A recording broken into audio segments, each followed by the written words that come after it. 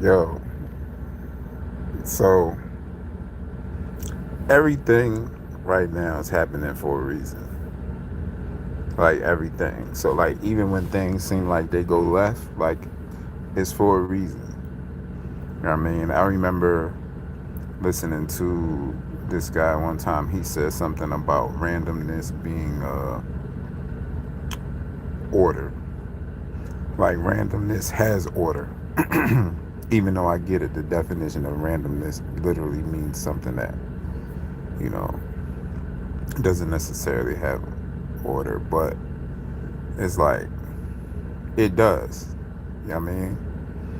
So tonight I had a load I was supposed to pick up. I'm in Baltimore right now, and I was supposed to take it to gosh, where was I supposed to take this load to?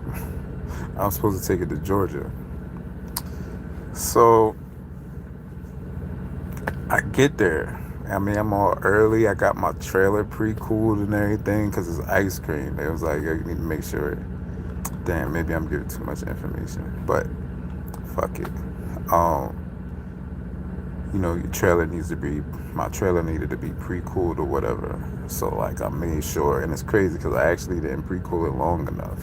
Like I thought 2 hours would be enough. It wasn't. I need at least 2.5 hours if I'm gonna be doing like the -20 for the ice cream because I was just sitting here pretty much waiting until to pick it up. So I get there and it's messed up too, man, because I got some coffee too. Like I planned on being up and driving tonight, and it's crazy because like normally I drive in the day, but because of the way the loads worked out, everything ended up switching. So now I'm basically was supposed to drive tonight. It's probably gonna change again because of what happened. I get there, and they're like, your your load came up short. Right, I was supposed to have like 30 pallets or something, and none of them was there. And he was just like, so you gotta reschedule the load. So I'm like, man, this was a decent load too. So I was upset, and it's crazy because at first I'm thinking maybe he said that because I was late or something. Like that's what I thought. I don't know. I'd be thinking weird stuff, but really that wasn't it. Like that's what happened. Because a second person, when I went back in there, told me the same thing because I was just trying to see what was going on, and they basically was like, "It's nobody going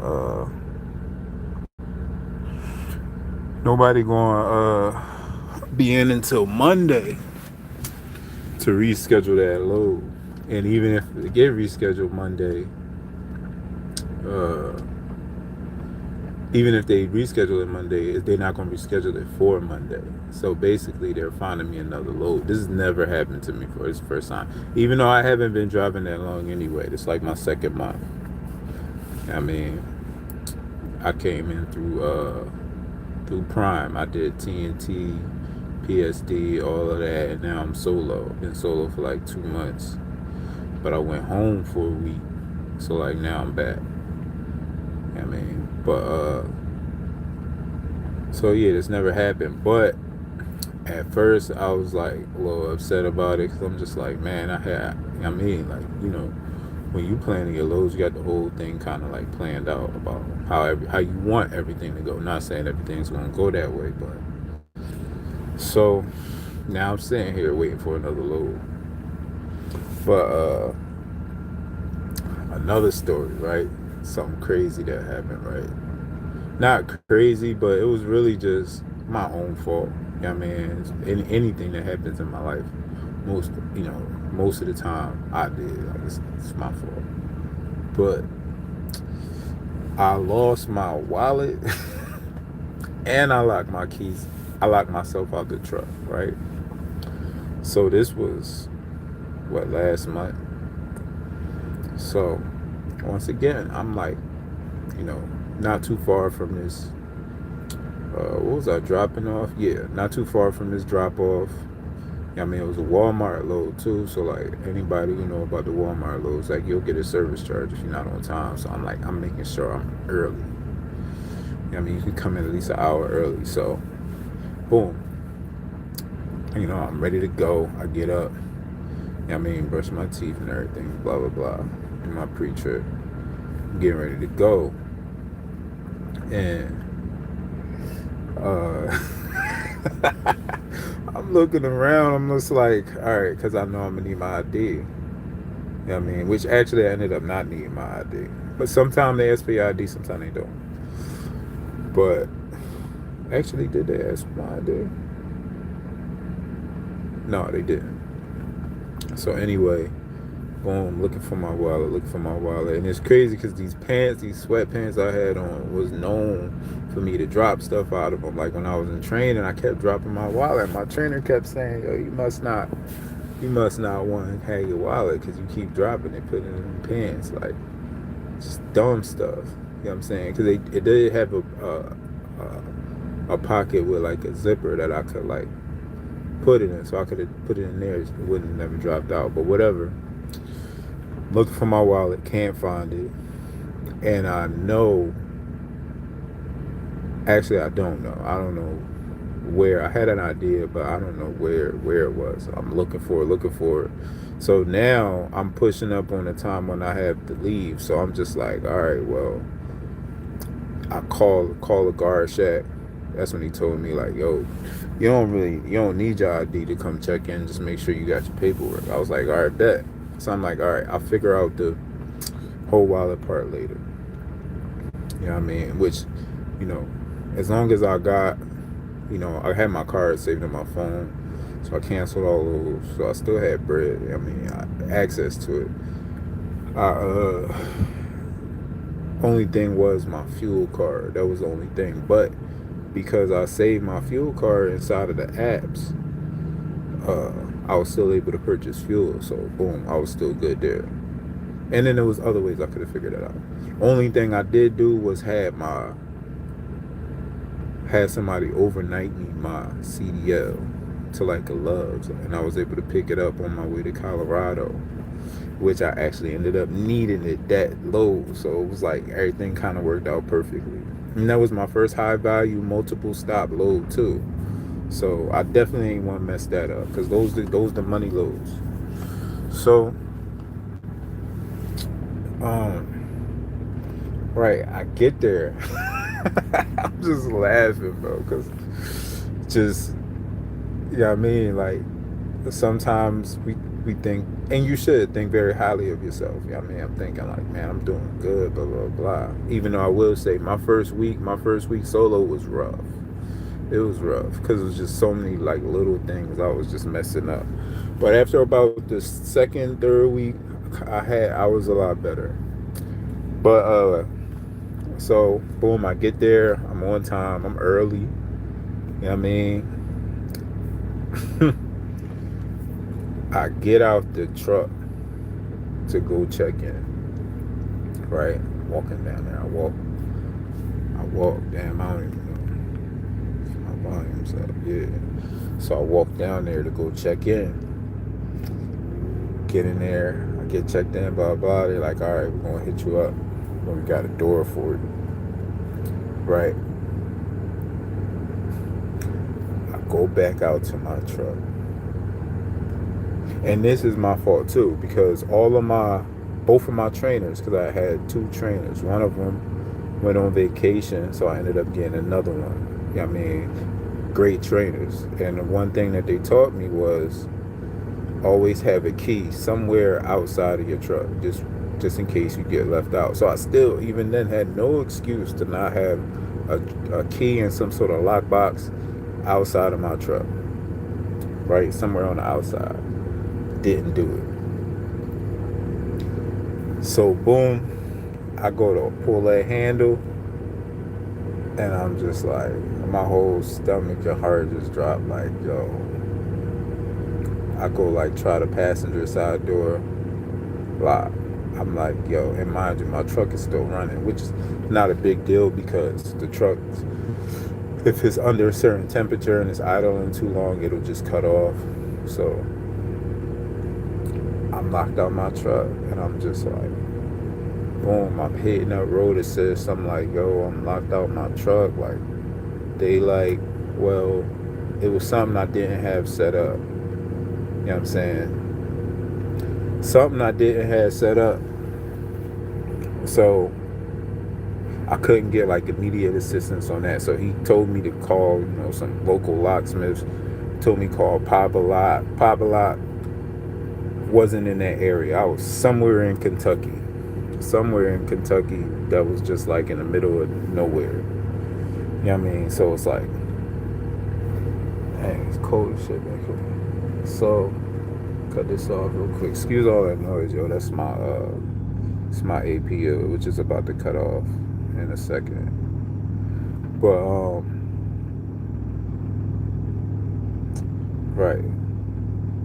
So boom, I'm locked out. I'm calling all these locksmiths, like nobody's picking up, nobody's answering, nobody's responding. Excuse me, y'all, because I'm about to lay down. But nobody's picking up, nobody's responding, right? So I'm just, at this point, I'm just outside of I'm just like, yo, I don't know what to do. So, another trucker comes over. He's like, hey, what's going on? I'm like, man, I'm locked out. So boom, me and him just trying to figure it out. He's asking me questions. We Googling stuff. We trying to figure it out.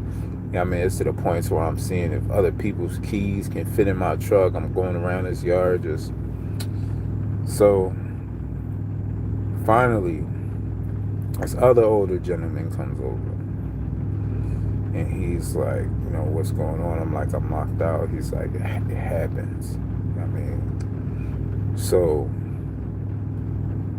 one thing we looked up, and this, I don't know if this may help anybody, because it just, like, yeah, yo, this is how I knew, like, yo, my ancestors, like, they be teaching me. It's just the way I get the lessons. Just be like, damn, why it had to happen like that? But whatever. And I think even losing my wallet was symbolic too, because that was an old wallet. I got that wallet from my dad for my birthday, like years ago, probably like 15 years. Like, that's how old that wallet was. So I feel like it was kind of like out with the old in with the new type thing. So he comes over, and me and the first guy that was trying to figure it out, he was like, there's on the Freightliners, the new ones, I got a new 2027 Freightliner. On the Freightliners, there's a small black plate on the firewall. Like, if you lift up the hood, that wall that separates the outside of the truck from the inside of the truck, that's the firewall. There's a little plate, little black plate. And if you take that plate off, you can reach your hand in there, but your keys have to be in ignition to be able to pull the key out. So this is what I'm trying to say about how specific, like, the ancestors are with their lessons, and like just the things that they do to. Now, don't get me wrong. I'm not saying that they put me in the position. I did that. But I'm just saying, like, it's kind of like the opportune time for these lessons. And to also let you know, sometimes you may feel like, yo, I'm alone. I'm by myself, which I kind of made grips with that a long time ago. You're never really alone. For one, your ancestors is with you. Two, my family has always been there for me. I mean, and other people as well. So you're never alone. And this was kind of a like, hey, we're there. And I've used them. It's crazy. I've been using them more lately, like asking them for stuff. I never really did that. It was not personal. I just don't ask nobody for nothing. I mean, unless I really need it. Like, if it's something I really need, I will ask you. I mean, if it's some information I need, I will be in your class, your course. I will ask you. I will, whatever it is, I'll be there. But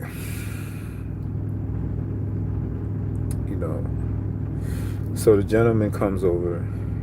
I mean, boom. So we figure out this plate thing. So boom, we lift up the hood and we find the plate.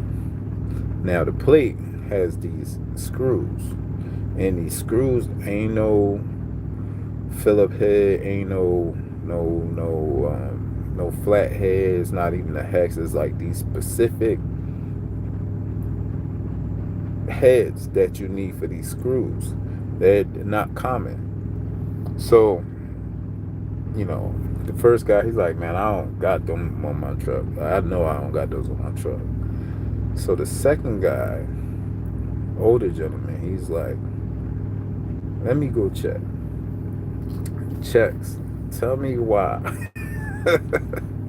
This man comes back with a whole kit with different sizes of these bits.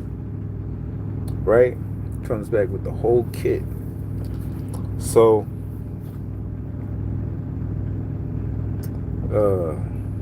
boom.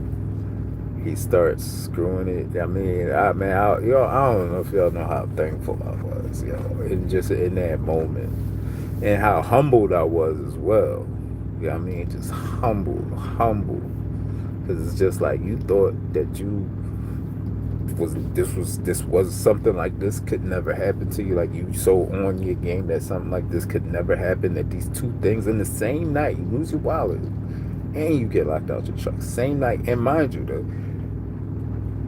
receiver already called me with a door. And I told him, I'm like, look, he's like, well, when you get back in, let me know. I mean, you on door 224.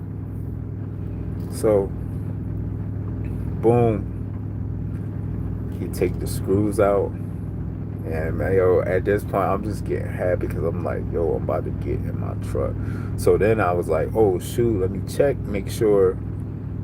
I ain't even get it out. The other dude was already up on my step looking. He like, I see the key is still in your ignition. I'm like, all right, bet. So, boom. He get the screws out, I guess. But now the plate not coming the fuck off, man. Motherfucking plate was on there. So, head, he got the hammer, he got this flathead. Boom, hitting it. It's not coming. I'm like, let me get that. Boom, boom, boom, boom, boom. I hit that joint off. Take it off. So now I'm like, bet. Now I got to reach my hand in this hole and pull this key out. So this hole was a lot smaller than I thought. Naturally, it makes sense. That shouldn't be that big. So I reach my hand and kind of like forward, and I can't really get it like that. So I'm like thinking about the angle. Matter of fact, I had my fingers through there. He was looking through the first guy was looking through the window. He was like, yo, your fingers is right there. If you can just come over a little bit, you'll have a key. So I kind of turned my back to the hole and reached my hand kind of like going in this way. And he was just like, yo, when you get your hand in there, do not drop them keys. So I'm just like, bro, I cannot drop these keys. Like, I'm going to hold on to these things for dear life. So I reach my hand in there, digging around, and he like, yo, your hands is right there. So I grab it. I made sure that, like, I ain't gonna lie, my tips, just the fingertips was on this key. Like, that's how small this hole was. And thank God I got long arms. I mean, I got long legs. I'm kind of tall. But I'm not tall. You know what I'm saying? Boom.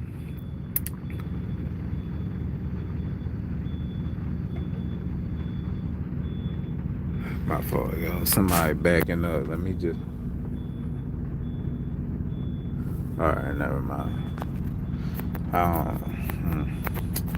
You gotta make sure nobody hit your shit.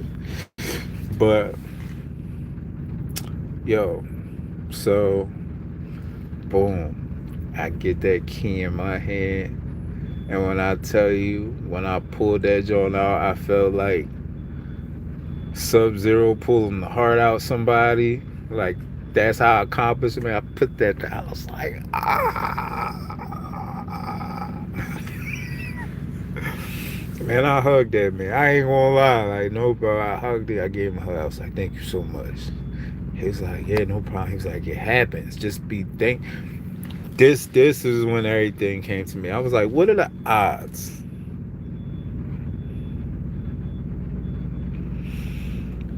What are the odds of these two guys being here at the exact time when I get locked out of my truck? What if the whole wallet situation got me here at this? Now, don't get me wrong. They probably was waiting there. I don't know how long they was waiting there. I mean, I don't know who was leaving, who was coming. I know the one guy was already sitting there. He was in the door. The other guy, I don't know. I think he might have just pulled up, or either that, or he was on those other doors on the other side. I noticed where like Western Express and all them was, because most of us was on the 200 doors. But I was just like, what are the odds, yo? What are the odds? What are the odds of this guy being here with these exact? This man had a whole set, meaning it didn't matter what. It didn't matter what.